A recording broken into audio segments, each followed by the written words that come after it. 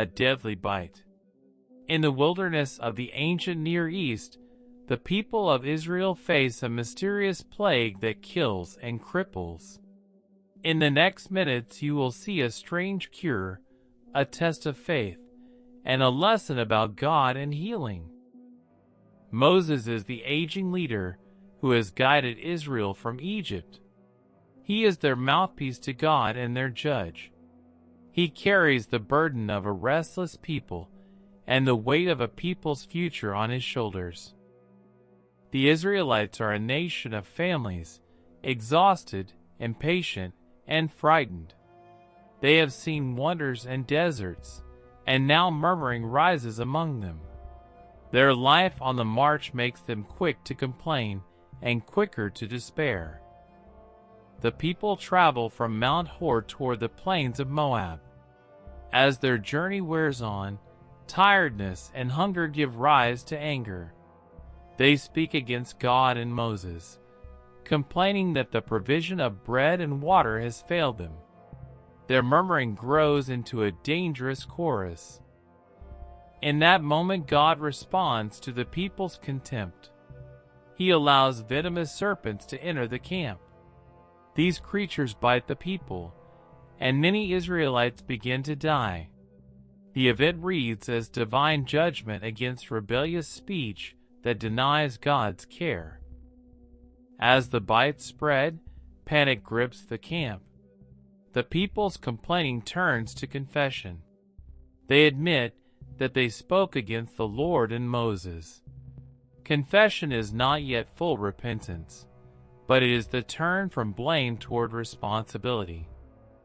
Hearing the people's confession, Moses intercedes. He stands before God and prays for the nation. This moment shows Moses as mediator. In Israel's covenantal life, a leader's prayer can stand between disaster and mercy. In response, God gives Moses a surprising command. Moses is told to fashion a bronze serpent and raise it on a pole. The remedy is simple and physical, but it points the people to look up in faith. The prescription mixes craft, symbol, and obedience. Moses follows the instruction.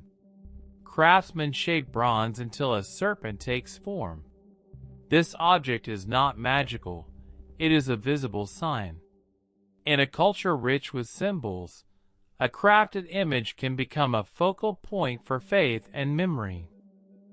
When the bronze serpent is raised, Moses stands beside it and calls the people. The pole is tall so everyone can see. The posture of looking up makes the act of healing tied to attention and faith, not to magic. Seeing becomes part of believing. Moses tells the people the condition.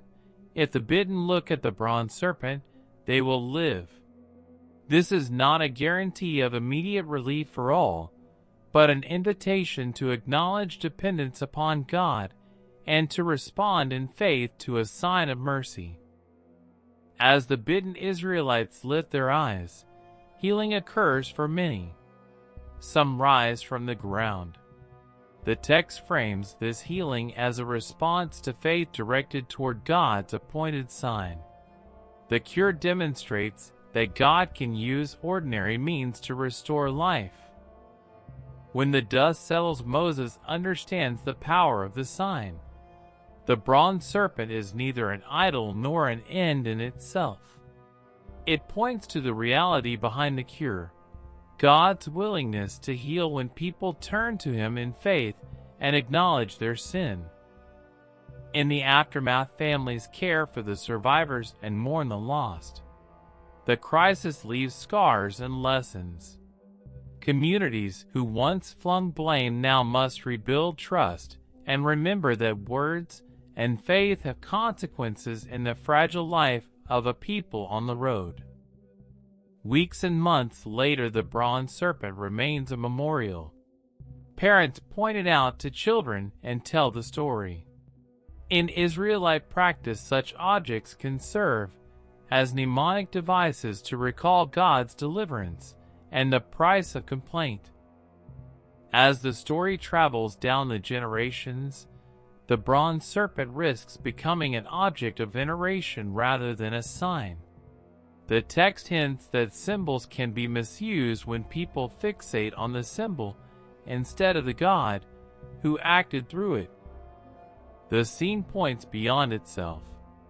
The bronze serpent teaches that healing is often mediated by God's appointed means, and that faith must look toward God. Historically, the episode underscores covenantal accountability. Israel's speech and conduct matter, and God responds to both rebellion and repentance. When morning comes, elders gather to teach. They instruct that memory and ritual are meant to point hearts to God, not to replace personal trust.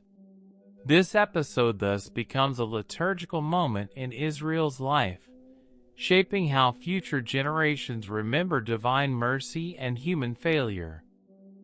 In the end, the bronze serpent teaches that God both judges and offers mercy.